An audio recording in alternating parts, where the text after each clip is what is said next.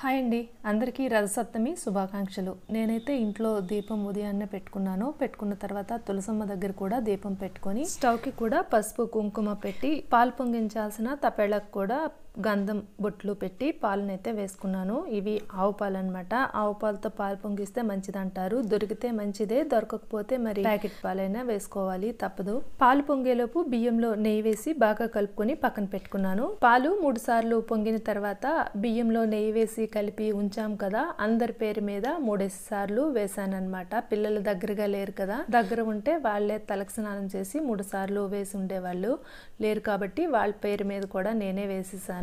పరమాన్నం సగం ఉడికిన తర్వాత కందమూల ముక్కలు, రేగిపళ్ళు, కొబ్బరి ముక్కలు వేసి మరి కొంచెంసేపు ఉడికించాను. మాకు చెరుకు అయితే దొరకలేదు, లేదంటే చెరుకు ముక్కలు కూడా ఇందులో వేయాలి. కందమూలం, రేగిపళ్ళు అన్ని వేసాక 10 నిమిషాల తర్వాత ఇందులో అరటిపండు ముక్కలను కూడా వేసాను. మేమైతే అరటిపండు ముక్కలు కూడా వేస్తాము. అవి కూడా వేసాక చివరిగా బెల్లం కూడా వేసేసి కాసేపు ఉడికాక స్టవ్ ఆఫ్ చేసేస్తే పరమాన్నం ఇంకా అయిపోయినట్టే.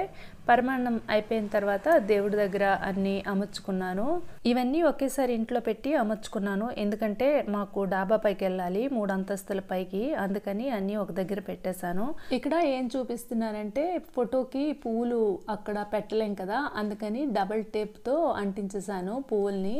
ఇవన్నీ పట్టుకొని 3 అంతస్తులు ఎక్కాలన్నమాట, అందుకని చాలా సింపుల్గా అన్ని అమర్చాను. మాకు క్రిందన పూజ చేసుకోవడానికి అస్సలు అవకాశం అవ్వదు, సూర్యుడు కూడా కనిపించరు, అందుకని 3 అంతస్తులు ఎక్కి ఎలాగైనా చేద్దామని అయితే నేను అనుకున్నాను. ఒక ఇత్తడి ప్లేట్లో ఇలాగా సూర్య భగవానుడి ఫోటో అయితే పెట్టాను. ఇంకా పసుపు వినాయకుడు చేసి పెట్టాను.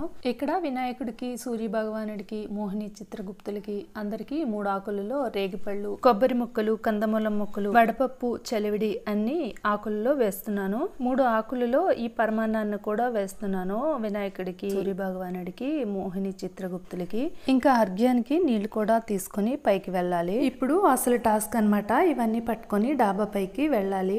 అయితే వెళ్ళిపోతాను మామూలుగానే, కానీ రిటర్న్ వచ్చాక కాసేపు అయ్యాక ఇంకా బ్యాక్ పెయిన్ అయితే స్టార్ట్ అవుతుంది. మా వారు కొంచెం సహాయం చేశారు, వాటర్ పట్టుకొని పైకైతే వచ్చారు. పైన కొంచెం కడిగి ఒక పద్మాన్ని వేసి మధ్యలో పసుపు, కుంకుమ, అక్షతలు వేసి ఇంకా పళ్ళెంతో అన్ని తెచ్చాను కదా, అవైతే పెట్టేశాను. మామూలుగా అయితే 12 పద్మాలు వేసి 12 ఆకుల పైన ప్రసాదం అయితే పెట్టాలి, కానీ అవన్నీ తేలేను కనుక ఇలా సింపుల్గా చేసేస్తున్నాను. మా వారు దీపాలు పెట్టి పూజనైతే స్టార్ట్ చేశారు. చూడండి ఎంత బాగా కనిపిస్తున్నారో, ఎదురుగా మన ప్రత్యక్ష దైవం సూర్య భగవానుడు.